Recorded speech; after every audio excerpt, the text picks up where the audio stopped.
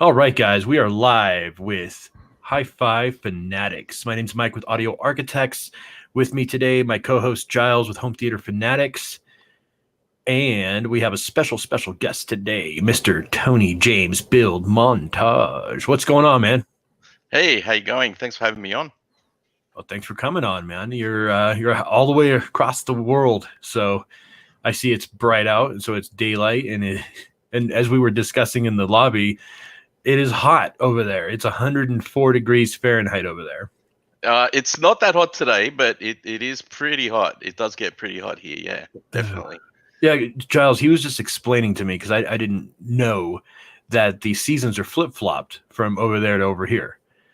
So in the wintertime... yeah, southern hemisphere. So yeah, nobody told me that in grammar school. So it's because he comes from a land down under. Yeah, that's right. Good old Yothu Yindi, yep. We got to get all the jokes out. All of them have got. I'm waiting for the shrimp joke. G'day, mate, and whack a shrimp on the barbie. I'm waiting for that one. No, those are overused, man. Those are overused. We got to think of some good stuff. Any chance I get to sing though is an excellent thing. It's one of my favorites. Hey, I have nothing but respect for Australia because they gave us Margot Robbie. So, thank you. And Jen Hawkins, if you know who that is. Mm-mm. Jennifer Hawkins. No. Mm-mm. I'll have to look her up. I'm Googling now. Jennifer Hawkins. Margot Robbie, though. Margot Robbie, my God. Who else? There's more. There's way more. It's funny because Australia, UK, and Canadians make up most of the actors and actresses out there. There's, if you think about it, there's not too many actually American actors. Usually when they play American roles, it's British people or, people from other places. I think didn't Wolverine come from Australia? Oh, yeah. Hugh Jackman. Hugh Jackman's Australian. I don't know who Hugh Jackman is, but Wolverine. Thor's Australian. Thor. There's, look, not to take claim to him because it's a bit controversial, but Mel Gibson, he was born in the States but raised in Australia, believe it or not. You can have him. Yeah, I know. That's the. I'm completely fine with that. He's all yours. I like Mel Gibson, man. I remember him in the Lethal Weapon movies and Patriot and all that good stuff. So, man, you got yourself into a huge project.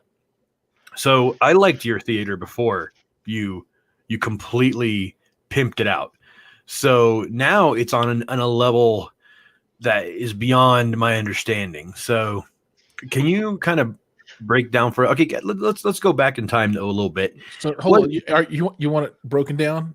What made you get started? I can break it down. That's right. Oh, look, there's a robot. Oh, I just broke it down so hard.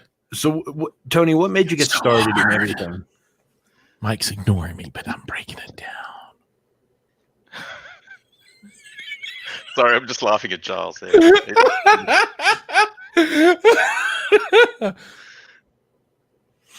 Okay. Giles, are you done? No, he's not done. He's having fun. No, that's good. So what was the question again? What happened? What did I do? What made you get started in home theater and doing your YouTube channel and what inspired you to do that? Yeah, sure. So the house that I'm in right now, we built this house. It was always the plan to build this house, and we bought a piece of land, and I said to the wife, look, I want to make sure there's a spot for a home theater. I was always obsessed with home theaters from when I was a kid because I was always into movies and TV shows. The same story as most people, I guess. And then I had the opportunity to do it, but as I've learned on my home theater journey, there was just so much I didn't know, and you think things are obvious. So I went down the path of building the home theater as best I could. I watched a lot of Youth Man's videos and Chris Majestic, if you know who he is. Chris Majestic, he's the real deal. He is. Yeah, he's the guy. He's awesome.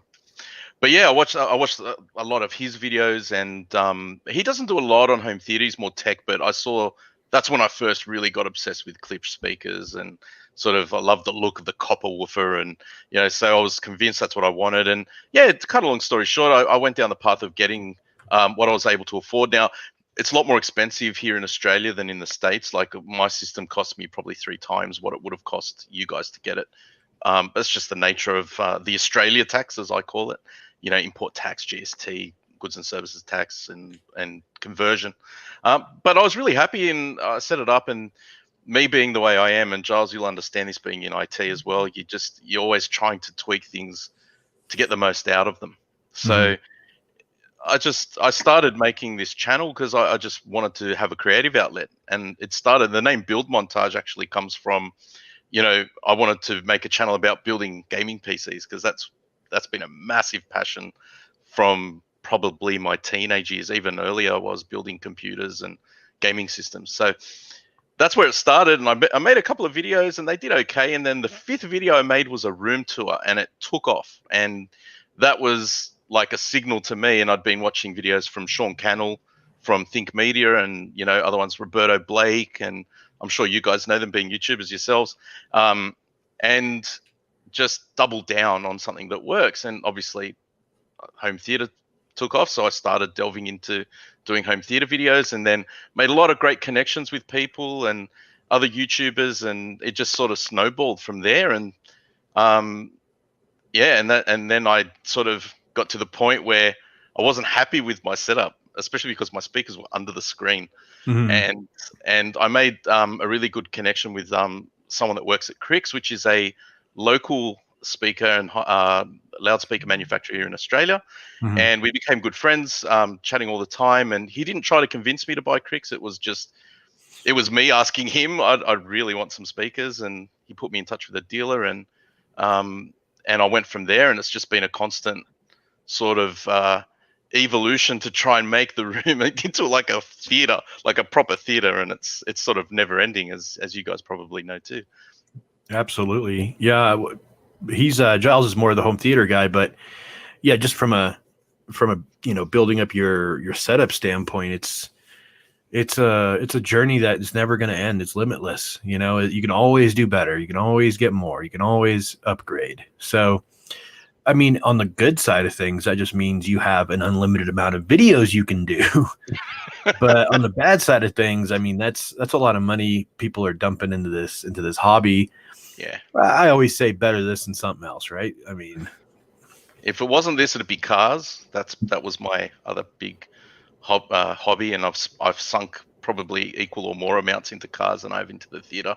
But I've always worked hard. Like, I've always been able to just save and do 2-3 jobs, run a couple of businesses on the side to try and earn extra pocket money, aside from running the household, and I let the wife do all the breaking down of what needs to be paid, and whatever I've got left over, it's sort of, I just put it aside and save it up. And I want some speakers, and I had the cash there to do it. That's awesome. Well, let's do a quick talk through the room, just for folks that aren't familiar with it. Maybe you can start with physical dimensions, and then maybe kind of go front to back or something like that, and just give it a quick run through. Yeah, sure. So I don't have a very big space. It's 3.6 meters by 4.6 meters. I don't know in feet and inches because we're metric over here, but that's not too big. It's what I call a cozy room. So I did put a riser in during the build process, which was too short, too shallow. It should have been at least a foot high, I would say, because once I did put 2 rows of chairs in, the back row couldn't see over the front row, and the front row was too close to the screen. Yeah, so that's like 11 or 12 feet by 15 feet. How did you squeeze 2 rows in there? Is the back row like right on the wall? No, it wasn't. It was a good maybe 1.5 feet from the back wall.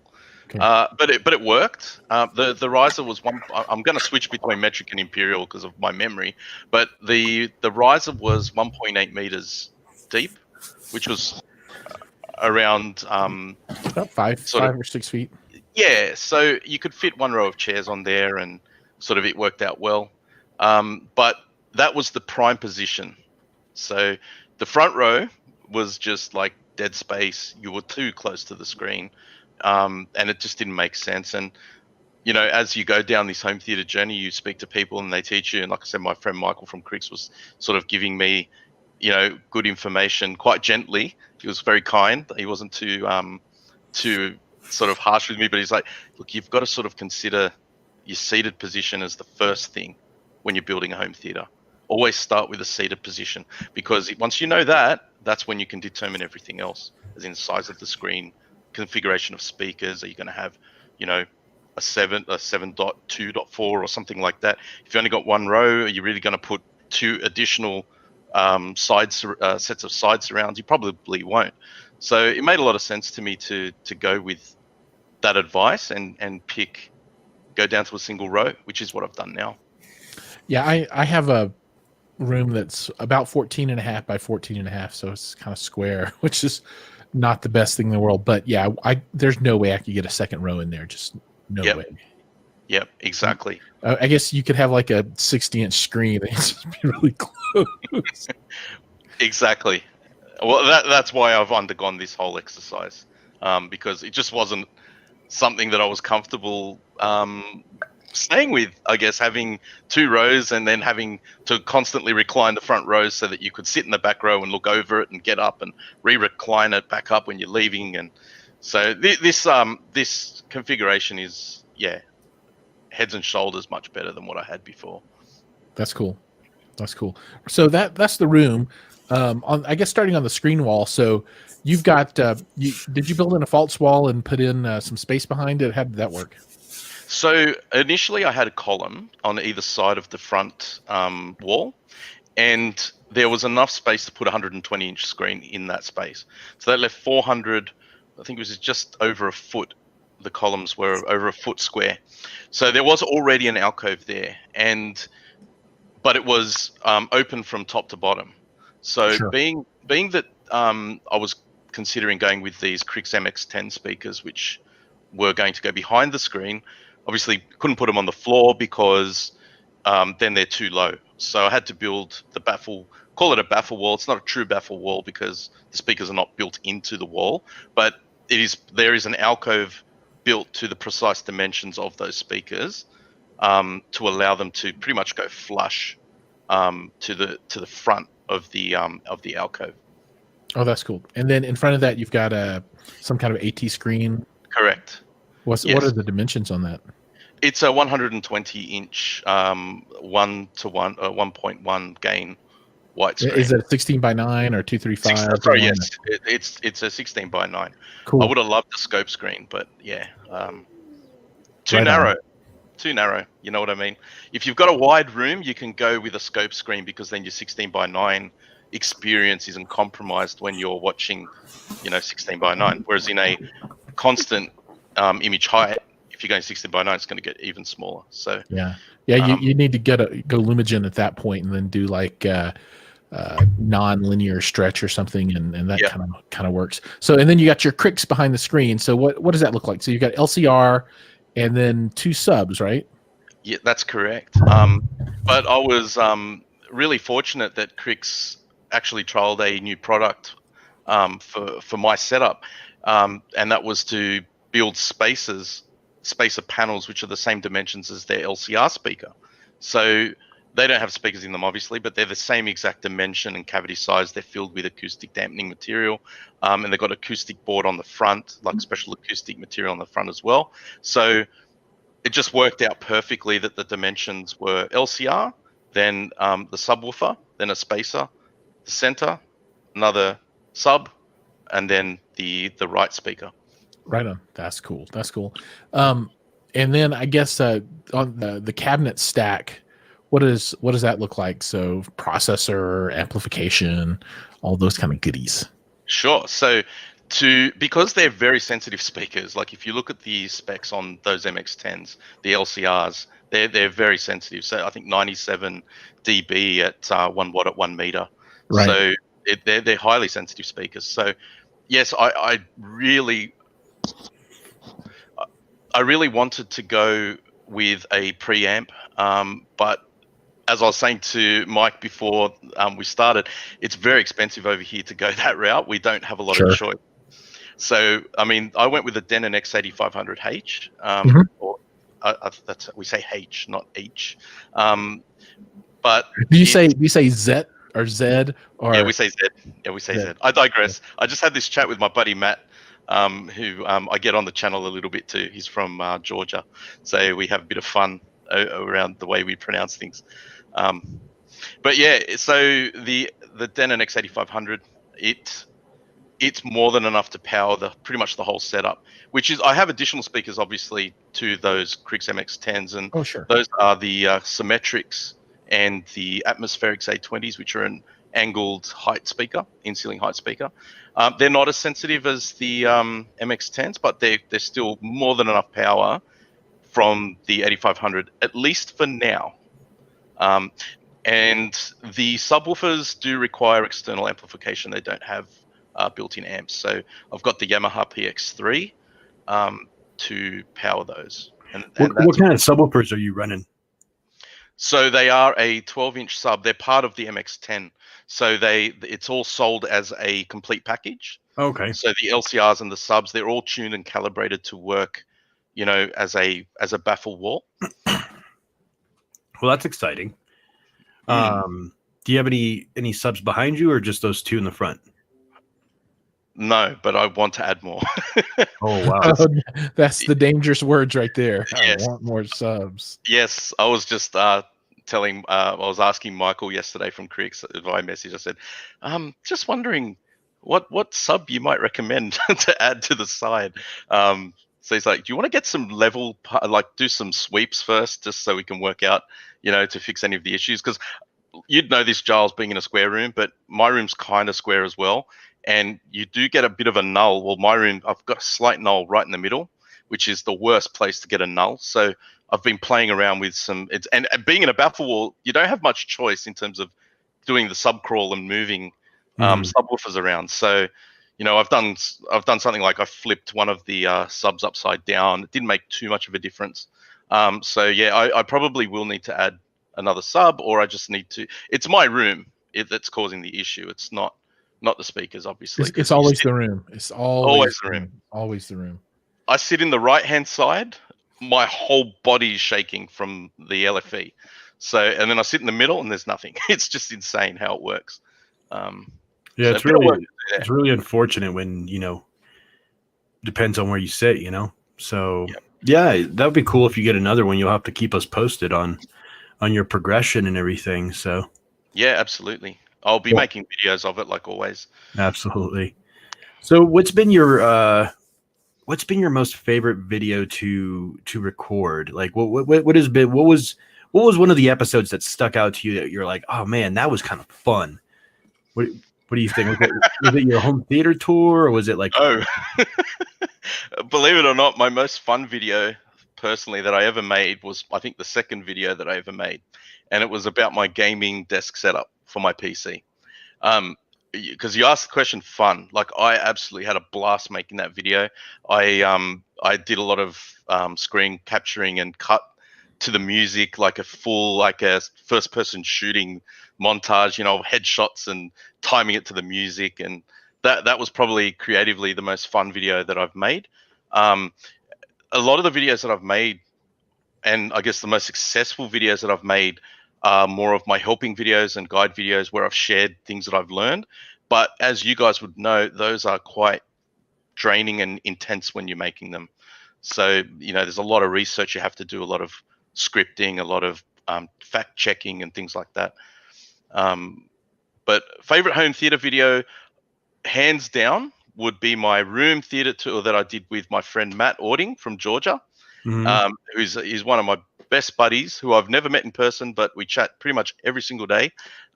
He's an awesome guy, and he filmed his room for me, and it was the first time that I'd actually considered doing any kind of room tour, and the response was crazy. Like, I think it's at like 82,000 views at the moment.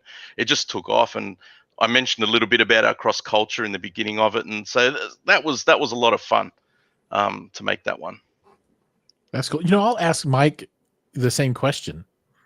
What about you? I'm trying to think through, listening to you talk about your videos, and I can't pick out which one that I would even guess would be your favorite. What do you mean? The favorite one of yours that you made? I don't think I've made it yet. I haven't made it yet. Right on. There's got to be one that you like, though.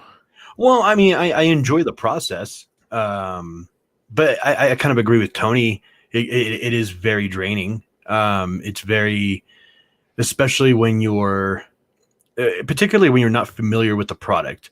If it's something you really like and it's a product you're really excited about, it makes it so much easier. But if it's a product that you kind of don't know too much about, or you're not too excited about, it's one of those things where you really have to do the research, and you really have to, at that point you turn into an actor. You got to just play the part that you're having a good time, even if you're not. It's just part of the gig. But I think everybody would assume that. I mean, it's not gonna, we're not gonna have this is fun for us, but at the same time, this is work. This is a lot of work that we put in between filming. And I mean, Giles, you've been doing this longer than I had, longer than Tony and I both have. So I mean, what it takes to get into this. And for you, it was probably even more, I'd say, an interesting journey, because you, Giles, you got your big hit off of a massive DIY project that you did in the dead of winter. Subwoofer project, I'm assuming. Yeah. And I was, that's not easy. Trust me. I've built 2 subwoofers now, and it's a process, man. I mean, the end result's great, but getting from point A to point B there's a lot of U-turns and crazy stuff going on. So what about you, Giles? What's your favorite video that you've done? So since you have more of a library than both of us put together. It's probably a video that not a lot of people have watched, but I did a handful of videos for Alcon's Audio, and they're up on the Alcon's Audio site. So those by far were the most fun videos I've ever made, because it wasn't me being the talent. I was filming other people, and I was camera crew, editor, producer, sound design, all that kind of stuff. But I wasn't in front of the camera. I went out to, this was a while back. I went out to California, and we filmed some venues that they had installs in. So those are by far the most fun. But I mean, that's kind of not in the same zone for the stuff at home. Oh gosh.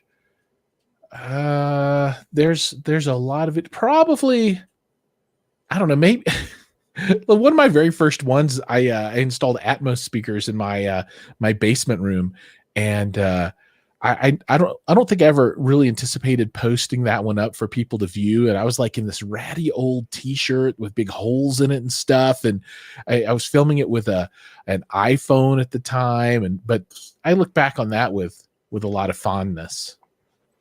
I don't know, back in the day when I was keeping it real. We got a lot of new people coming into the session here. For those of you that are just coming in, we are doing a live interview with Tony James, Build Montage from Australia. If you haven't yet, definitely go like, subscribe, follow, ring the bell on Build Montage on YouTube. Definitely, if you haven't liked, subscribed, followed Audio Architects and Home Theater Fanatics, do so immediately, because it's like right now. It's of paramount importance that you do that. So yeah, and HiFi Fanatics too. Yeah. We want to get that channel over 1,000 subscribers one day. That too is not as important. Right? Oh, but we do have some new names. Just some quick shout outs to the folks. AA, hey man, what's going on? Jack, I think I owe you an email. I apologize, I'm being slow. Caleb, I don't think we've met before. Do we know Caleb? I don't know if we know Caleb. I don't know. Welcome.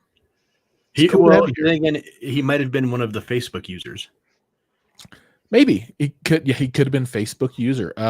Two Guys Tech, what's up? Gigs, I think you might be, first time joining. Welcome. Glad to have you. Two Guys Tech, he's a good friend of mine, actually, Logan, and they have a channel too. Sorry to interrupt. Oh, Two Guys Tech? Yeah. Oh, cool. Awesome. Cool. We'll definitely we'll check your stuff out. Follow you guys back. Yeah, and we need to get together and have a chat one day. SI Services, I believe, is coming out of Australia. or he might be in England. He is somewhere not in the United States. I feel fairly confident that I remember. Neil's here, Mad Piranha, Matt Ording. That's my buddy Matt. There you go. Matt, what's up? Matt from Georgia. What's up? I'm from Alabama, Matt, just to let you know. So we got a little South action going on. And then Decibel Destroyers here and other folks. Anyway, thanks everybody for coming out and joining us at our new time. Which is going to be the new time moving forward, which is 2 hours earlier to make it a little bit easier for all you folks on the East Coast to join us. Here we go. He pulled the trigger. GSG, 2 devs and 221 full Martys, 4 drivers. That's going to be, man, that is a lot of bass. One time Mike was over and I've got 3 18s behind the seating area, and then I've got a Devastator up off to the front right. I'm still looking to get 2 subs to put kind of under the screen. But Mike was like, oh, that Devastator's not doing very much. I'm like, maybe not. I don't know. And, we turned it off and it was doing a lot. I don't know if you remember that day, Mike, but I think we were listening to the intro on Blade Runner 2049, the eyeball scene. Yeah. That thing is redonkulous. Dude, Jack, congratulations, man. That is going to be awesome. And I know everybody here would love to see pictures, and we'd love to see them up on the Facebook group too. That'd be super cool. You're welcome, sir. Thank you from the East Coast, he says. But yeah, I kind of like this new time frame. I think it's going to work out better for a lot of folks, I guess. Maybe, hopefully. Yeah. I think 10 to 11 was a little too late for the East Coasters and the central people and all that stuff. So yeah, at least this way, the latest is what, 3 hours from here? No, 2 hours from here. Just 2 in continental. Yeah. So yeah, 10 o'clock Eastern. And then obviously, Tony, what time is it over there? At the moment, it's 2:33 p.m. Okay. So he's in the future. He's middle of the day in the future. Yeah. It's Wednesday here though. So yes. He's future man. So what's going on Wednesday? What happened? What should we expect to come tomorrow? Yeah. What should we anticipate for tomorrow? Send us the lottery number. More of the same. How about that? Please don't tell us that. Not in America. It's bad here. Yeah. It's all bad. Most of us would give anything to be out in Sydney. Yeah, it's relatively, everyone's just walking around like normal. I'll be lounging at the pool, having a cocktail and chilling out. Yeah. And checking out Margot Robbie. That's what I would be doing. If you can find her. I think she's in, I don't know where she is actually. Well, she's in a movie. Hopefully she's in the HiFi, because if she was in the HiFi, I mean, that'd be the end all right there. I actually sent her a message on Instagram. Obviously, she doesn't check it. I'm sure she's got some PR firm. But I was all like, hey, you want to come on our show?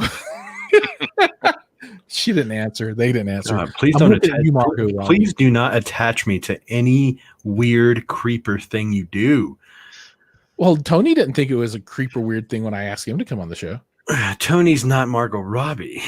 I would. Well, I Tony, I don't know if I would take that or not. I mean, I'm offended. I feel like I'm. You feel triggered. No, we're in Australia. We're the most laid back people you'll ever meet in your life. You guys really are. Yeah. I've actually made a lot of Australian friends over the past, over the past 6 months that I've been in the HiFi thing, and man, you guys are such cool people. Like. You're like I don't know. Canadians are the same way, kind of laid back, cool. They're nicer. They're nicer people. They're nicer. We can be mean. We can be very mean, but we're laid back. We're just blunt. Like if we don't like you, we'll just say it. You're an idiot. So it's I'm not calling you an idiot at all. Don't take it that way. No, I figured you were talking to Giles, so I was okay with that. No, it was definitely you. No, not at all. But yeah, we're laid back. It's just the way that we are as a people. Well, I'm coming to Australia, and I'm going to go to the outback. I'm going to build a bonfire. I'm going to sit down, cross-legged. I'm going to take a little thing and spin it in the air, and then I'm going to get that thing. And I'm going to go. Didgeridoo. Good luck playing. I've tried. It's impossible. That's my dream. I think that was racist. What you just did right now. Nah. No?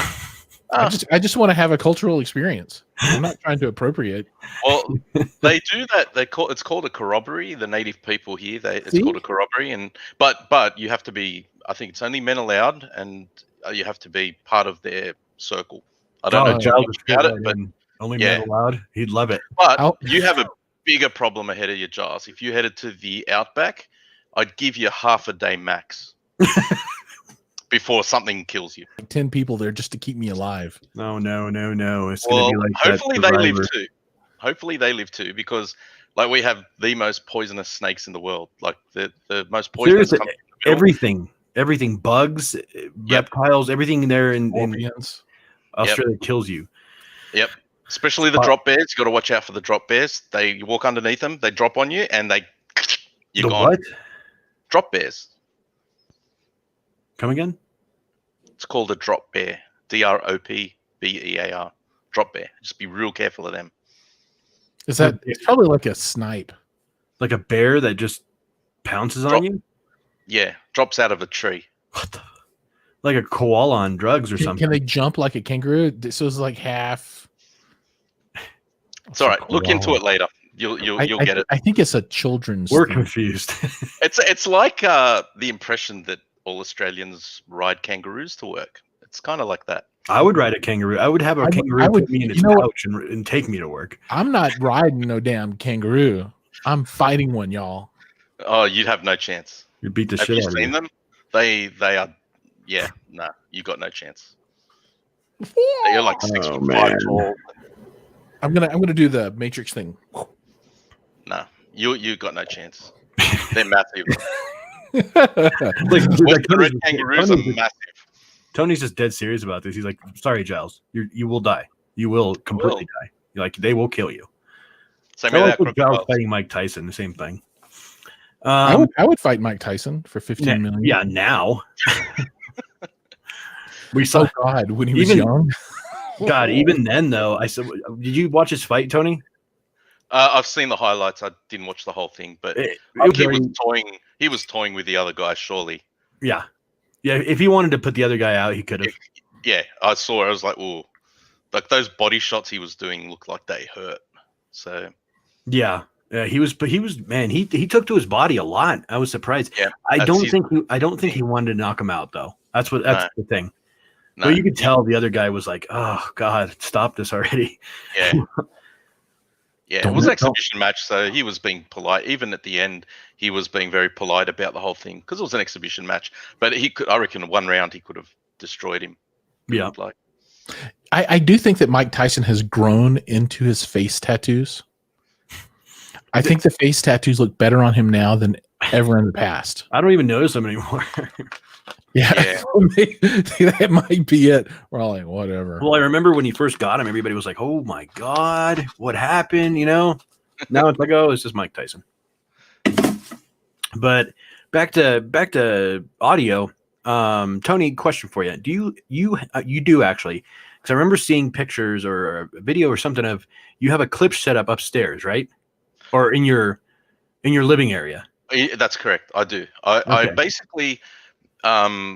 Because I still like the speakers. I mean, I love the sound that they make. I know it's a very polarizing brand, but I enjoyed them. They gave me a lot of enjoyment when I first got them because they're great for music. They're quite, the horn. I like the horn sound. So I repurposed them to the living room. Mm-hmm. I think those clips sound great. Yeah, absolutely. So now you're using them to kind of like. That's your like regular TV area where you watch TV and play video games and stuff. Very fortunate. Like I had to pinch myself basically because I never thought that I was going to get a theater type setup in the living room. I mean, the TV it's a 75-inch. It's not. I mean, you can go bigger now, but no way I'm spending any more on the TV. But to have technically, because I have literally no sidewalls, it's a 3.2.6, which you can't get. Like, it's not a real thing. I have no side surround. So what I've done is, because I've still got my Pioneer VSX-LX 503, which is an 11-channel amp receiver, and I was able to, I just put the two middle height speakers as side surrounds. So it's not textbook perfect, but look, that's the whole point of what I talk about on my channel as well, is people get into absolutes. If you either have it 100% has to be perfect or not at all. I like compromising. So to me, being able to set those 2 middle speakers as side surrounds, and then I have a height speaker, the two front ones are heights and the 2 rears are Atmos. It worked out perfectly for me. And I still generally get a pretty decent, like you're watching a movie and all of a sudden you hear things flying past you and it's better than the soundbar that I had there before. So you put 6 Atmos speakers in the living room? Yep. That's hardcore. That's hardcore. 2 things I've won in my life. One, I named my son after my dad. And the second was Atmos speakers in the living room. Those were the only 2 arguments I've ever won with the wife.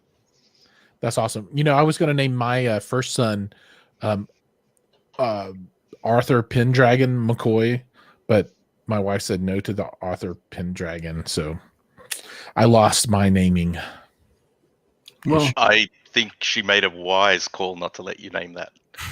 Dude, it was an awesome Arthur Pendragon.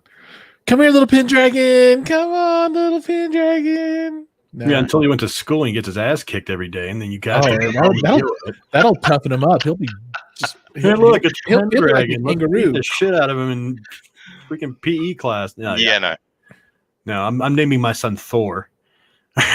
Like that's any better? Oh, dude. Then he better back it up. He better back it up. The coolest name you can name a kid that's like a name like that, I think, is Magnus. I like Magnus. Then he'd have to be. He's going to be like very, a power lifter. Scandinavian Nordic name, right? Magnus, though, he has to be packing some heat, though. I'm Magnus Thor Gorsian. Okay. The ladies go, oh, they don't call you Magnus for nothing. That went way off kilter there. Okay, so my next question for Tony is, do you have plans, or have you started any kind of negotiations with the wife for a 2-channel setup in another room? Possibly the one you're in. Maybe. And I say maybe because I think Giles has one too. I was given a Vava projector to review. And also I've got a screen coming. And as you know, the channel with an ultra short throw projector is you can't put a censored channel. It's a bit, well, you can, but it's a bit of a challenge, right? So when I was talking to my friend Mick from Sydney HiFi, he was saying that those are pretty conducive to a pretty decent 2-channel setup. You know, if you can do a lot with a 2-channel setup. I'm not that into music, only because I'm into music, but I don't have the patience to sit down and listen to music, which is probably sacrilege to Mike's ears. I died. Probably gonna hit the terminate button right now. I just died on the inside a little bit. But yeah, look, I sort of have never really gotten into the hi-fi space. I don't know enough about it. Just, you know, I know I see a lot of people talking about it. I know there's audio files. I'm too laid back to get into those kinds of arguments with people about what sounds better. Yeah, you know, there is no, and I say this all the time, there is no right or wrong answer. I think everybody's ears are different. Everybody hears things differently. You know, what sounds good to you may not sound good to me, and vice versa. You know, it's just personal preference. It's like trying a piece of liking apple pie or pumpkin pie. You know, which one do you prefer? I might prefer pumpkin. You might prefer apple. You know, I mean, who knows?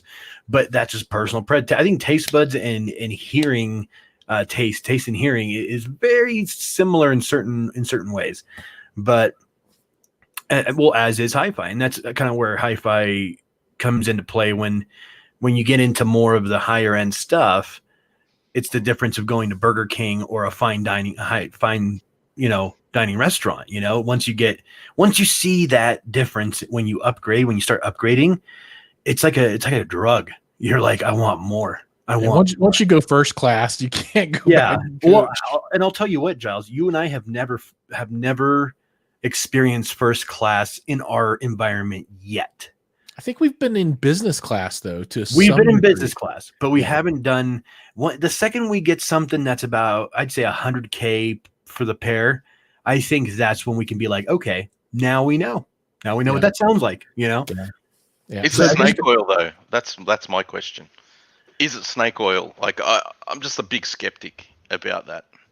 Okay, some stuff is definitely snake oil, but you have to consider when you get into like the really, really high-end expensive speakers, the money is not all for the sound, right? Because a lot of that is also the artwork that goes into the speaker. So, you're paying for mahogany wood and I mean it's like purchasing a Ferrari. You're buying the exotic parts, built in Italy, things like that. But now where I will agree with you, Tony, there is definitely a sector of hi-fi that is definitely snake oil and should be avoided.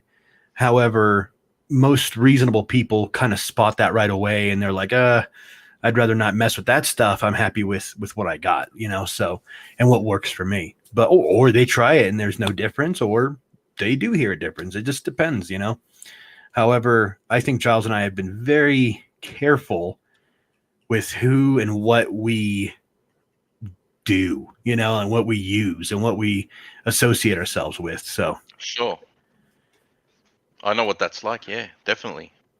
Well, go ahead, Giles. Yeah, I kind of wanted to circle back a little bit to the Vava discussion and the 2-channel thing. So in my theater, there's a bunch of speakers down there, but in the media room or the living room upstairs, I was going to go full blown surround there as well. But for me, the most important thing in that environment was having a really big screen, right? I just wanted a humongous screen. So going Vava with a 100-inch screen really, gave us what we wanted. So, we can play Xbox and super huge and that's No, keep going. It's not, they can't see it though. Okay, there you go. So I ended up going 2-channel in the living room, and I think you're gonna be real happy with it. When you do that 2-channel setup with the Vava and try that out, it's not bad. Now I'm going to do a 2-channel listening room in the basement, so I'm working on that now, and I'm collecting components. So that'll be the 3rd setup in the house. But 2-channel can sound wonderful. I mean, just really awesome. I think having a center channel is paramount, though. I think, I really, really. Oh man, you just get so much more out of it, For movies, definitely. Yeah, for movies, for music, it's pretty futile, but for movies, for sure. Well, for music, there is no center channel. Neil just hooked up Giles for nothing. Man, it's because he loves the Vava. Dude, Neil. And Neil knows I love him. Neil. Man, if only I was monetized, but Google sucks. Google won't let him monetize. Yeah, Google AdSense. Okay, so I don't know if you had this problem, Tony, when you monetized, but Google AdSense decided to tell me that I have an existing account. So I went back and tried to use that existing account, and it said, no, we can't use this one because you already have another account, which is the one I just created for it. So I'm in this endless loop of shit, and there's nobody to talk to. There's no customer care. There's no email. There's a phone number, and it just tells you, sorry, there's a pandemic. We can't do anything. And that's it. Those are my options. The rudest part about that is there is support, but you've got to be part of the partner program, and then you've got access to it. But because you're not part of the partner program, they won't help you. You have to be an approved member. It's a weird cycle. I fortunately didn't have that problem when I signed up. Do you have the phone number to the partner program people? It's live chat, and they verify your account when you're on the live chat. Giles, can you hit them up for me? we can because the problem is you can't monetize unless you've connected your AdSense account. Right. And they're not letting me make an AdSense account. Ah, that sucks. So I do have Patreon. It's patreon.com/audioarchitects. I'm a patron of his. Yeah, Giles is a patron. I haven't shouted him out yet because I haven't done a video since God knows when. So all my patrons got shouted out earlier today in the video I dropped this morning. So all 5 of you. I'm a patron of yours. I know. I'm looking at everybody else here. All 26 of you viewers. Support us. Do you have a Patreon, Tony? Yes, I do. Well, you guys got to do Patreon for Tony, Patreon for Giles, and Patreon for me. Everybody on right now. This is support us, especially me, since I can't apparently monetize. So there's got to be a conspiracy story in there somewhere. Well, no, I've read the forums and the community that they send you to, the community chat, and hundreds of people have this issue, and there's no help. People are literally on there going, "I've had this problem for over a year." I'm like, I'm not going to wait over a year. I'll just go to Facebook and do Facebook video. Like, I'm not going to waste my time, you know? Well, Facebook video has its own restrictions. You need a lot of subscribe or followers on Facebook as well to monetize properly on Facebook. I just hope they don't use AdSense. That's all. No, they don't. But it's like you need 10,000 followers or something. 10,000? Yeah, it's some colossal number. What people that like your page or something like that? Yeah, followers or whatever you want to call them. People that, because it's a business page that you need. So, yes. Redonkulous. Dude. Yep. I think it'd be easier to get to 20. I think it would take the same amount of time to get that 20K than it would the 1,000 on YouTube. Because the 1,000 on YouTube was such a marathon. Goodness gracious. Tony, how long did it take you to get to 1,000? He's like 3 days. 2 months, I think. 2 months? Yeah, 2 months. 2 months or 3 months. It was very short. I got lucky. I just got super lucky. Mike's having a stroke over there right now. Look at he's turning red. Oh, there's people that do it even faster. Like I just got lucky. Honestly, I was not expecting it. I did the channel for fun. But I took it seriously. Look, it's like one of those things. It's just my personality. Sort of, if I do something, I try to do it to the breadth that you can do it. So I'd set up Patreon, I'd set up Facebook, I'd set up a website, I'd set up Instagram. I did everything, right? And so I was kind of ready, and I had logos made, and I did animations for the logo, and even got hats made and all sorts of stuff. So I was kind of ready for it, and I don't know if that translated into people taking my videos more seriously, and then they were more open to subscribing because I looked more credible. I don't know. I mean, I don't think I look credible, but with a big beard and all that. But yeah, it didn't take very long. I hit the threshold for hours before I got the subscribers, I think. Well, I'll tell you what you got going for you. Number one, you have a cool accent. Anybody with a cool accent is way better. Is way better than an American accent for sure, 100%. English, Australian, New Zealand, whatever. Now you have an awesome epic beard. That's another thing. We don't have awesome epic beards. If we had an awesome epic beard, that would be really cool. And your content is amazing, and you have the coolest RGB on the planet. So, dude, you were already set up for success. You didn't even know it. And to be honest, it came probably a lot from your background in gaming and doing all that kind of stuff, because obviously when you build your rigs, they're going to have a killer RGB, and you're like, well, that looks cool. Let's just do it to the whole room, Well, I did it to my barbecue, believe it or not. You have RGB in your barbecue? Yeah, don't laugh. I've got full automated RGB set up for my barbecue area. That is cool. That's the video I want to see. You're going to have to show us. I don't care about any other videos. I think it's in one of the videos. I just sort of gave it a little pan of it. I can't remember which one now. I think it was my rack tour setup from my original home theater rack. But yeah, I am a bit RGB mad. Like, there's RGB here on my desk that you can't see, and yeah, I just everywhere you can think of, I've got it. I just absolutely love it. And lighting, I did my star ceiling as well. And yeah, so again, the other thing that I did was set up a Discord server. I was telling Giles about it the other day, and yeah, this is cool. The Discord is a throwback to being a gamer, because I've been using Discord since, playing World of Warcraft. I don't play it anymore, but when I was playing, and I felt that it was just something a little different from Facebook. And so I started a community where we're over 500 members now, which is quite hard to grow off a platform that's so easy like Facebook, where you just get recommendations, share.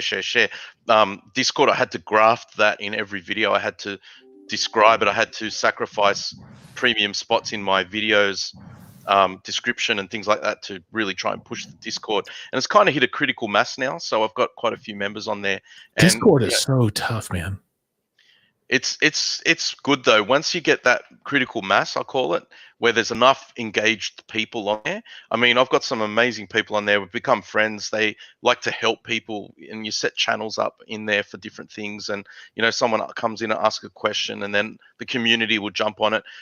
It's very self-regulating. Like bigotry and elitism is just not there yet. I mean, I don't want it to ever be there. And I've got some great moderators as well, which, jump on that kind of thing.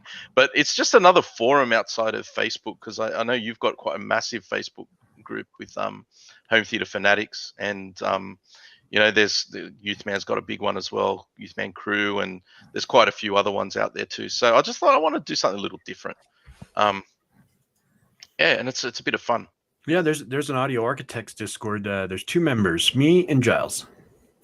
Yeah, I think I have like 4 members in mine, and it's been up for like 6 months or something. But I've never really told anybody or pushed it. See, I would like to engage with it, but I feel like it would take up a lot of time. It does. To really not to mention building it, but then maintaining it and engaging with your people. Yep. And I don't know. The key is moderators. If you have a good set of people that you trust and that you can trust with admin privileges to help you run it, which I've been very fortunate. I've made some great connections. You probably know Barrett from Spec of Tech. He's an admin on there as well. And Logan from Two Guys Tech before, my good buddy Matt Ording, and a couple of other guys who I met through just being subscribers, and we became friends. And it's pretty good because it's 24/7 coverage. Like when I'm asleep, there's people from the States that are chatting away. And, if someone does something wrong, they'll, put the band hammer down and really stamp it out.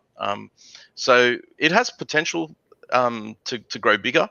I'm happy with 500 members. It's just a great little place to hang out. I'll send you guys. That's really cool. Good job. Congratulations, man.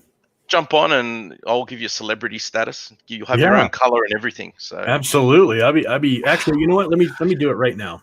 That way there's no saying I didn't do it. Yeah, join. I'll add you as a creator, and your name will turn purple, and you'll be a one of the insiders on the creator channel, where we talk things YouTube and other creative platforms as well. Yeah, maybe it's better to, instead of me trying to build a channel, to just get behind Tony's channel on Discord. Yeah, jump on.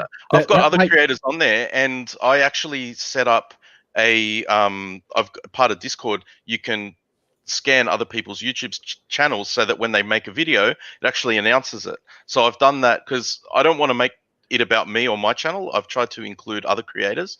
So when they post videos, it actually notifies the community of those videos coming up. So.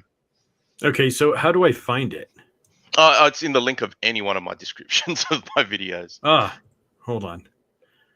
So everybody out there right now, all viewers, go to YouTube. You're about to get 25 more. Montage. And then let's see. All right. There's a ViewSonic 30-hour non-laser LED that came up. Yeah, it'll be in there. It'll be in the one of the. Look at you, Mr. 11,100. Congrats, bro. He is growing like a vine. He is. All right, let's see. Where's this thing at? There's Critics and Merchant Store, Instagram, Discord. There we go. Here we go. So I'm gonna put this. Hold on, I'm still looking for it. I'm gonna post it as a comment here. I don't think people can. Oh, look at this, Youth Man. Youth Man doesn't comment on my stuff. He must not like me. He doesn't. He doesn't. He told me. He's like, I don't like that mic. Oh, right. After you hit 10K, you can link up your Teespring. Yes. Yeah, I got to do that too, man. I've had a couple of sales, but I'm not, like I said, my whole thing is I'm not trying to make money. Like even Patreon, I don't push it. It's all there for if and when people decide they want to. For me, my personal goal with YouTube is to just share what I learn. It's all, for me personally, my angle is to share my journey on what I'm doing in home theater. It's not to come across as like I'm an expert in home theater, because I'm not. I make that very clear, and a lot of my videos are me bashing myself up for all the mistakes I've made. So I think people have a bit of an affinity with that, and they can sort of see mistakes I've made and try and avoid them.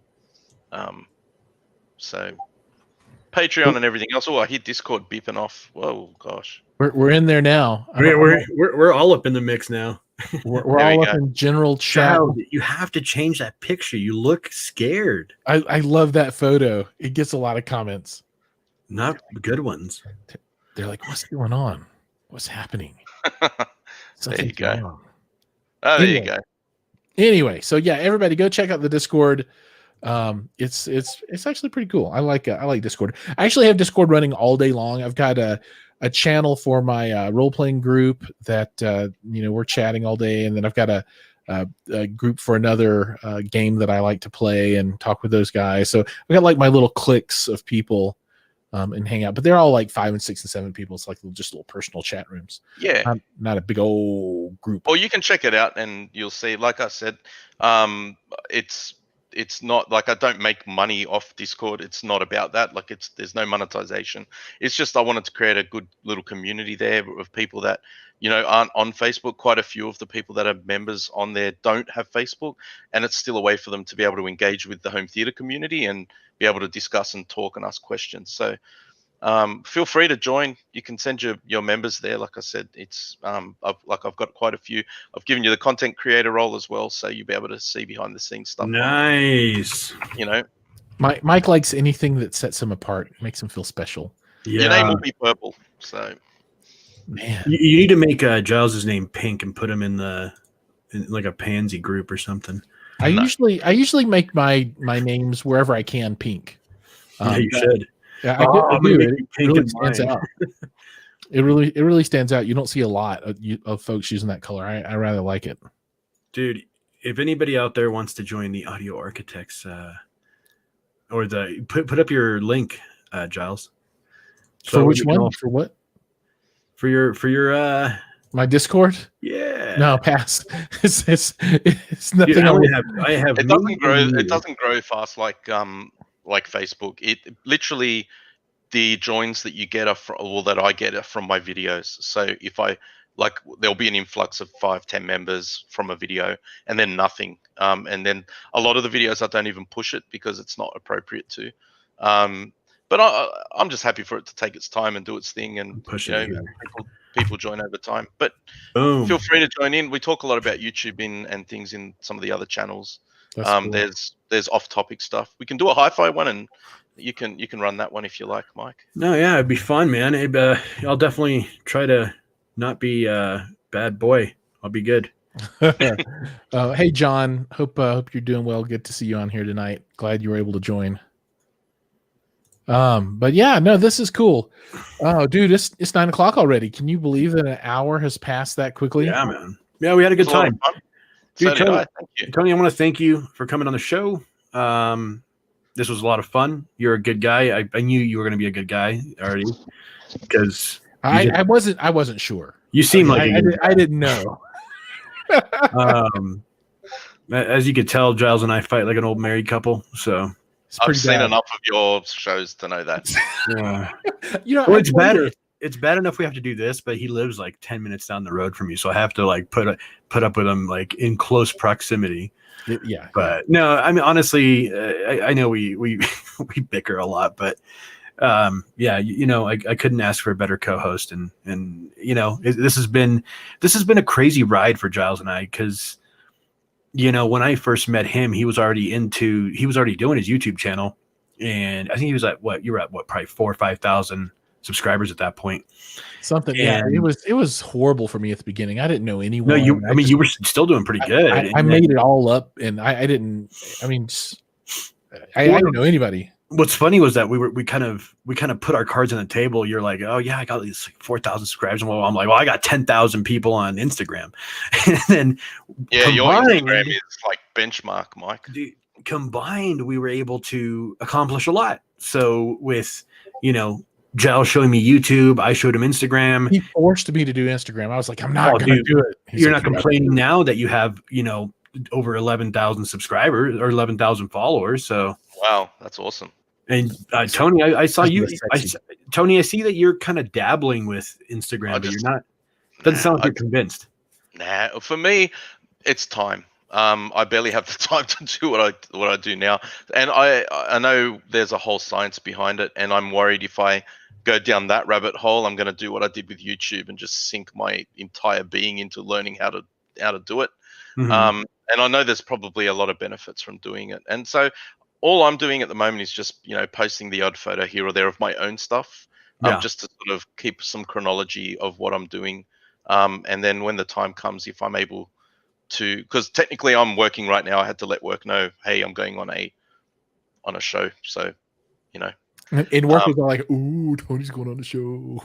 They were okay with it. At least no one's complained, or I haven't been fired yet. So, but yeah, it's very difficult. And like, I see the amount of effort that you guys put into your Instagram, where I don't know where you come up with all the content. It's insane. I don't think I'd be able to match that in any way, shape or form. I was already I've been doing Instagram for years, but I got serious about it when I started Audio Architects, and all it takes is consistency, just finding the content, posting every day, and engaging with the people. It's actually, now that I've done this YouTube thing, I've been kind of lackadaisical on engaging on Instagram. However, one thing I explained to Giles is that what do you call it? The conversion over from Instagram to YouTube is almost non-existent. It really doesn't exist. I mean, it does not. People from Instagram do not convert into YouTube followers normally. I mean, I'm sure that has happened, but it doesn't happen organically, normally, fluidly. Because you'd have 20,000, almost 20, subscribers. Yeah. SI services, good idea. We'll look into that and check it out and see what can happen. Cool. Right on. All right, guys. Well, thanks for having me on. I really appreciate it. Absolutely, Tony. Thank you so much for being on. Giles, always a pleasure. And always join us every Tuesday now at our new time, 8 p.m. Mountain Time. Which is 2 p.m. in the afternoon in the future. Yeah, 2 p.m. in Australia. Yeah, from now on, it's going to be 2 p.m. Sydney time on Wednesday. I expect to have 30 or 40 people from Australia watching the show every week now. So yeah. I can't see the view count. Has it been good or? It's been okay. 20, 30, 40. Well, maybe not 40. 20, high 20s, low 30s. I think was the max. But cool. People come and go a lot. It's okay. My goal is to really get the show up till where we have about 100 people watching. That's the goal. 100 people concurrent watching, I think, is a really nice we had a hundo last week. We had over 100 last week during the big giveaway. Because we were giving away the farm. Yeah, that was an awesome show. Not that we're not awesome today, but we're not giving away like $10,000 worth of stuff. Yeah, that was cool. That was cool. And if the cheesecake person's watching, I shipped out your speakers yesterday. So FedEx 2-day shipping should be there very soon. That's cool. Yeah. Awesome. All right, gentlemen. All right. I'm calling it. Thanks for everybody coming. Thank you. All the people watching. Thanks for coming and watching us at the new time, and we'll see you next week.